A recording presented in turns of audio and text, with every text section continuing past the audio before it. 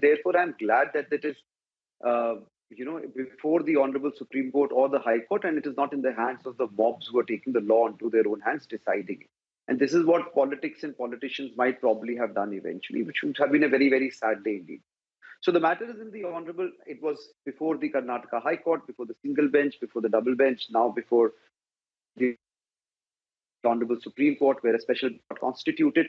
The issue is always of a larger interest. The issue is not just about this particular land, whether it belongs to the Waqf board, whether it's in possession or occupation of the Waqf board, whether any religious function can take place or not, whether the property is being used for 2 days in 365 days here or not. But there is a larger question here. And as you rightly said, that the court will not get into the question of who has the title to it, which is right, because that is not what the case is. But it will get into two prima facie questions. As Dhananjay said, whether the property can be utilized for public good when it is not being utilized by the person who's claiming it. That is one. And secondly, when there is a question or challenge as to the title of the property and there is no one person who's in exclusive occupation and possession of the property, can the state come to a decision? As far as whether it is state versus state, one, there are various cases going on in the court where a certain state body is fighting a case against another state body, and it is a very normal thing. That is one. But this is not that case, because Waqf board is bound by its own laws. The ownership and occupation and possession and the right over land pertains to a different set of laws for Waqf board.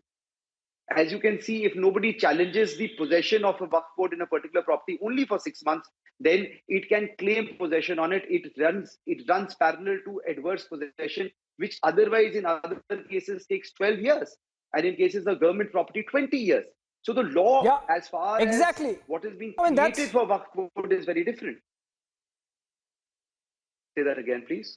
That's also a point, in fact. This unnecessary litigation, something which could have been best left to the civil society to sort it out among themselves. If the two sides really wanted, this could have been, discussed. The High Court complicating the matter a bit by putting the ball in the court of the government. The government, obviously, because, there is this element which has been argued by Kapil Sibal that the BBMP polls are approaching ahead of Karnataka Assembly elections, in fact.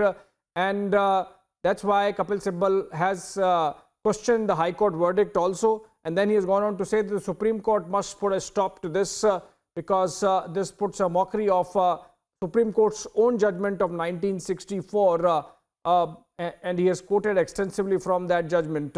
What is important is that Kapil Sibal harping on the politics part of it, but keeping aside politics part of it also. I mean, if there is some unnecessary litigation that can be avoided, the point Kapil was making, Dhananjay, that all these things ultimately add to the pressure on the courts, the numbers of cases that need to be handled, and the more important issues get left behind or get delayed. I mean, we know the pendency is a permanent standing issue insofar as our judiciary is concerned.